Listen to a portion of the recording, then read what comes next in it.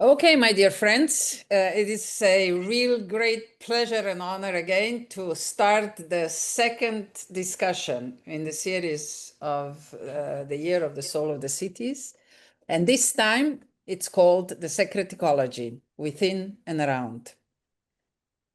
I have a pleasure to introduce just briefly why Eco-Civilization is co-hosting with this incredible group of people who dive deeply into the research of the soul of the city and what is really that we try to discover, gain, and deliver for the future of our society. First of all, let me just say very quickly, eco-civilization movement, we see ourselves as a disruptive global cluster of people who care. We also try to create a safe space for engagements, collaboration, and innovation without any judgment, hoping to get through all the proactive and progressive thoughts that are searching to be exchanged, challenged, and proliferated further. And hopefully, we will add at least a little sparkle to the foundation of the future generations and future civilizations. I can already say that the new civilizational paradigm is around the corner. The old structures are exhausted, they're tired, they cannot longer deliver good solutions for the pressing challenges that the planet Earth is facing, and down to the last community where people are trying to find the solutions and, of course, live sustainably with the appropriate level of resilience. So within eco-civilization, we are inviting everyone to imagine even the structures which are so hard to challenge, and so many people have a real difficulty to even imagine that our societies could be structured differently. But I always say, even to my students, I say, well, whatever we have today, somebody imagined. So do we have enough boldness that we can challenge that? And of course, imagine again the structures within which we will feel comfortable and we will feel empowered. So one night, this sort of image emerged. And just imagine if our societies, our countries, our municipalities, maybe even companies have this kind of structure, that they focus on delivering benefits for beings, societies, lands, and consciousness, which we understand of a commonly shared knowledge, wisdom, and awareness.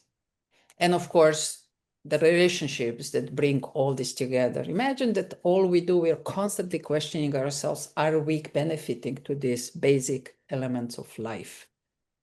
So the Year of the Soul of Cities is right on the spot, really addressing one of the most important elements of that. That's why we're so privileged to join and co-create this year.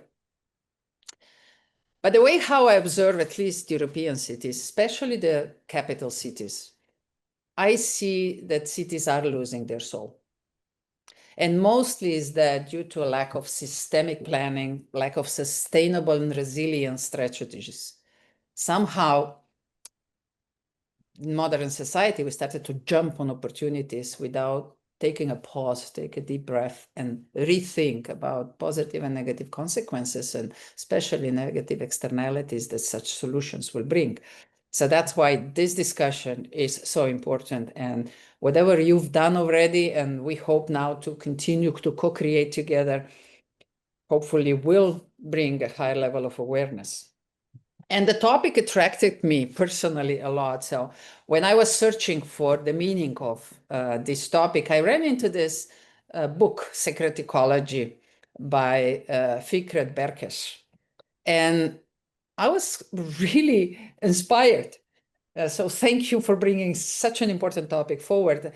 And what was really inspiring was to see on how many different places on this beautiful planet Earth very similar thoughts are emerging, which means we are right on it. And I like this definition of sacred ecology, exploring the knowledge systems of indigenous and local people about nature, ecosystems, and community life. And asks what modern societies can learn from them. And a couple of years ago, eco-civilization movement really worked on a topic, ancient future wisdoms. We had several discussions. We ran the whole year on Ubuntu, talking to specialists from all different professions, what Ubuntu means for them. And it was so educational. So I do hope we're going to get back. And through this exploration, I just remember the richness that those discussions were bringing forward. And that's why I would say that this is an essential topic for eco-civilization as well, because we do focus a lot on cross-civilizational wisdom, where we humans are part of nature, not separated from it.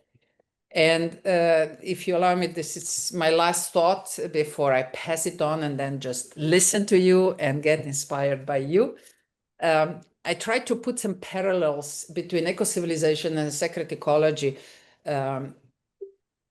in a sense of cross-connecting perspectives. And I could see that where we are already aligned really well is we both claim that it's time to shift from ownership to stewardships, which says that communities thrive when responsibility replaces domination.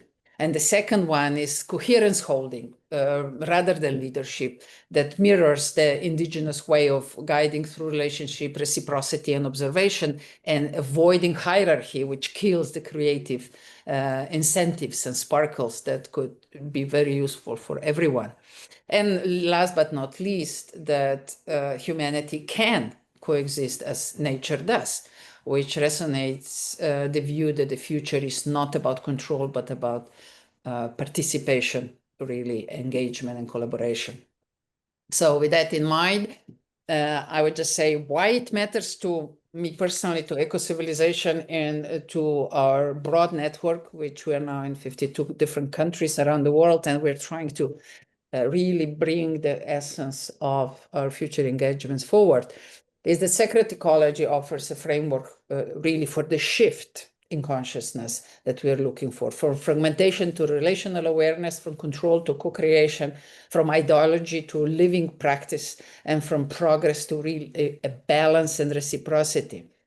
So I don't want to sound nostalgic, really, but I'd rather express the invitation to really integrate this ancient sensitivity with modern understanding, and really to evolve together, or let's say reinvent ourselves on a path to this new planetary civilization, possibly eco-civilization. So that would be my maybe provocative more introduction to the topic that we are addressing today. But I would also like to just use this opportunity and bring your attention to two more sessions that are happening this year within Eco-Civilization Movement, which is we are wrapping up the full year of discussions on Leadership Challenged, which this wrap-up session will be on the 26th of November. And also we're wrapping up the year on mental health. And the wrap-up session where we're going to pull all the thoughts and knowledge that we gained together will be on the 20th of November of this year. And that's it. Thank you very much. And the floor is yours, Marina.